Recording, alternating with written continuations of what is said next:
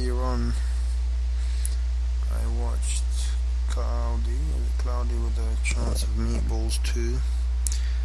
Mouthful title to say. I didn't actually like a lot about it. The first thing that really makes me dislike it is the villain himself. I just found him really annoying at first. He starts doing these arm things, he's very wavy and flexible, and he just goes on doing that throughout the whole film, and that itself is annoying. And then you have the villain actually making the story predictable,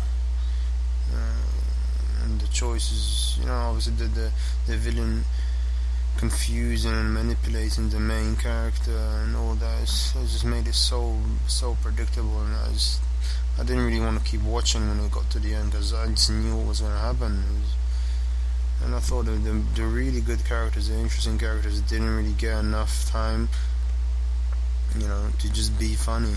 And they were given a few shots here and there, but so much focus on the villain and his stupid sidekick, the monkey ape, whatever it was, which was a very ugly design to begin with.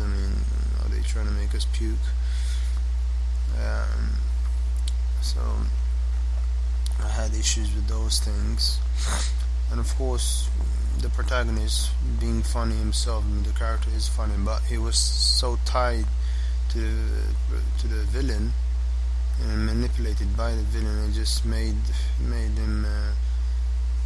him be his unusual self, which I disliked as well. Again, limiting the creativity. Well, not creativity, but just how fun that movie can be with the characters that it originally had, And of course, the monsters and the food animals, whatever they call them, food animals. They're very interesting. You don't know what you're gonna get next. But again, that's overshadowed by the villain and his bullshit on screen time. He just gets too much screen time, I think, and there's nothing interesting to say, especially when he starts revealing the plot to the protagonist, i.e. the audience as well, which is like, alright, I know that was the plot all along. I know. You don't need to waste screen time explaining it. It was so bloody obvious. Maybe you might think I'm taking this film too seriously, but it had adult humor in it as well, which I found funny in places.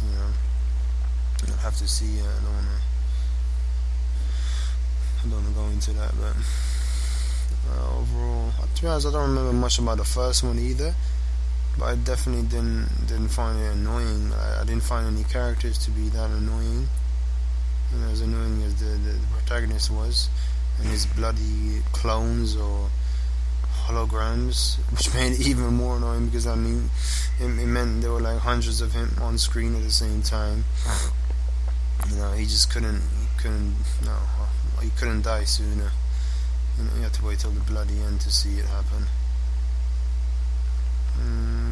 Yeah, it would have been more interesting if they spent time in that academy or whatever, where they design and stuff. That would have made a more interesting film in itself. But instead, they focus on a more sinister plot to do with the villain and all that BS, which I think ruined the film really. So, that's not going to stop people from watching it, because it's just Meatballs too. Alright guys.